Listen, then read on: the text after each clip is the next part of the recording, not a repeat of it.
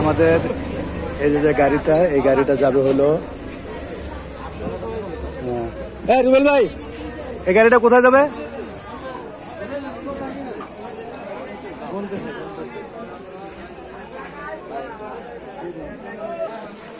এই গাড়িটা কোথায় যাবে? এটা হ্যাঁ কোম্পানিগঞ্জ, কোম্পানিগঞ্জ না?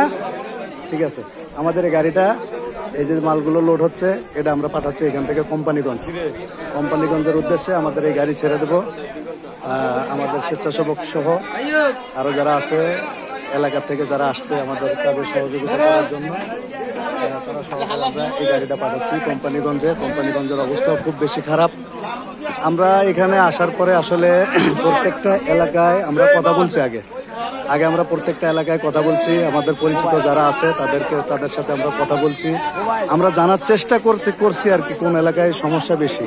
তো যে সমস্ত এলাকায় সমস্যা বেশি আমরা ওই সমস্ত এলাকায় যাওয়ার চেষ্টা করতেছি এবং যাব, এবং তাদেরকে ঘরে ঘরে আমরা এই ত্রাণগুলো পৌঁছে দেবো। কৃষি ফাউন্ডেশনের পক্ষ থেকে ত্রাণগুলো পৌঁছে দেবো। আমরা এই কোম্পানিগঞ্জ এই গাড়িটা পাঠাচ্ছি। এরপরে আরেকটা গাড়ি আমরা করতেছি, কুমিল্লার দিকে পাঠানোর চেষ্টা করতেছি।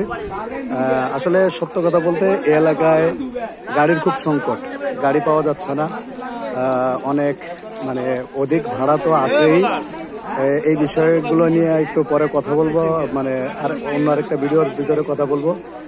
তো যাই হোক, এই গাড়ির খুব সংকট, যার কারণে আমরা মনে করেন যে আমরা একটু দূরে দূরে পাঠাইতে পারতেছি না। তারপরেও চেষ্টা করব, প্রত্যেকটা এলাকায় আমরা যাওয়ার চেষ্টা করব।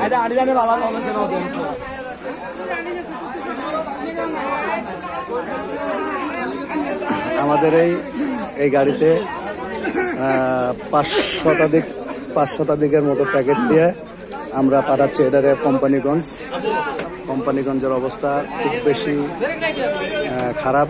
এই কারণে আমরা এখান থেকে কোম্পানিগঞ্জের দিকে পাঠাচ্ছি।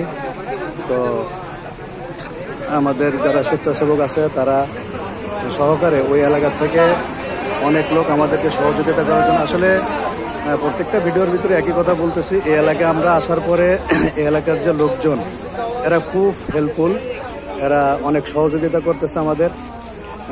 এদের সহযোগিতা আসলে মানে ভোলার মতো না। এরা খুবই কষ্ট করতেছে আমাদের সাথে, আমরা যতটুকু কষ্ট করছি আমাদের থেকেও বেশি কষ্ট করতেছে তারা। আমাদেরকে কোনো কাজই করতে দিচ্ছে না তারা, ঠিক আছে? সম্পূর্ণ কাজ তারা তাদের নিজ উদ্যোগে তারা করার চেষ্টা করতেছে।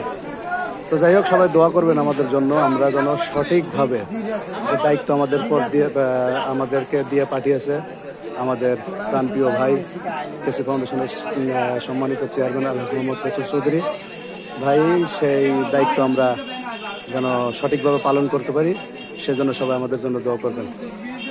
ধন্যবাদ সবাইকে।